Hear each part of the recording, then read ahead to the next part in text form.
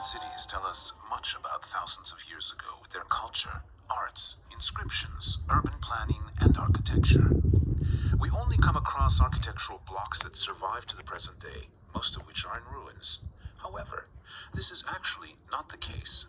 It is necessary to picture the area as once lively with its magnificent structures, green areas, and shoppers. The visible face of the architectural remains that are inherited from ancient people of thousands of years before is stone. Stone is hard and cold, but if you know the story it tells you, it becomes very soft and meaningful. Ancient cities were beautiful with their people, and everything was done for the people in these cities.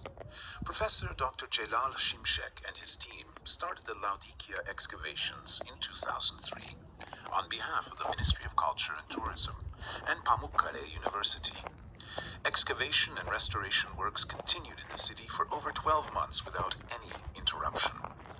The excavation team works on the ancient period in a way you can experience and perceive the city and picture yourself in it.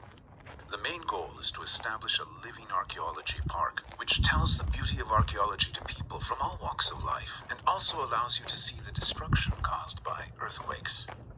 Laodikeia is located 3.7 miles north of Denizli in the Pamukkale and Merkezefendi districts within the borders of the Eskihisar, Goncalı, and Bozburun neighborhoods, old villages. Laodikeia, on the fertile Lycos plain, is located on a high plateau surrounded by rivers on three sides. Lycos, Churuksu in the northeast, Kadmos, Gökpınar in the southeast, and Asopos, Gümüşçay Goncalı stream in the northwest. The Hellenistic city was built in the middle of the 3rd century BC by the Seleucid king Antiochus II in the name of his wife Lao-di-xê. As the word Laodicea means the justice of the people, later she was considered as a goddess and transformed into Taike, the protector of the city. With the Magnesia War in 190 BC and the Treaty of Apamea, Dinar, signed in 188 BC, the regional administration passed unto the Pergamon kingdom.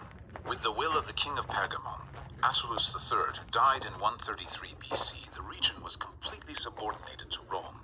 In 130 to 129 BC, the city, which was destroyed by earthquakes and rebuilt in every period, was abandoned after the great earthquake that occurred during the period of Emperor Phocas, 602 to 610 AD, and moved to Denizli Kaleiçi and Hisarköy on the northern slopes of Salbakos, Babadağ. The city, which has one of the 7 churches of Anatolia, became a metropolitan religious center during the early Byzantine period.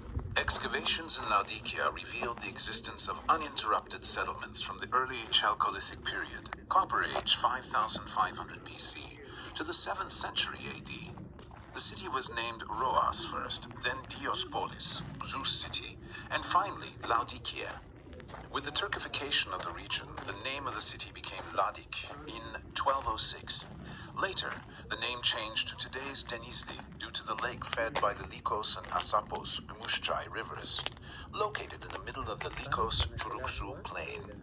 The city's most important source of income was trade due to its location at the crossroads, of which the textile trade was outstanding. On the other hand, trade in marble, grain, and livestock also provided significant income to the city. The city was arranged in a hippodamic grid layout consisting of main streets and side streets that intersect each other at right angles. Anatolia's largest stadium, 935 by 230 feet, 2 theaters, 4 bath complexes, 5 agoras, 5 nymphaeum, 2 main entrance gates, bouleuterion, temples, churches, and monumental streets are the significant and surviving structures of Laodikeia, which spans an area of approximately 4.9 square miles. Necropolis or cemetery areas surround the 4 sides of the city.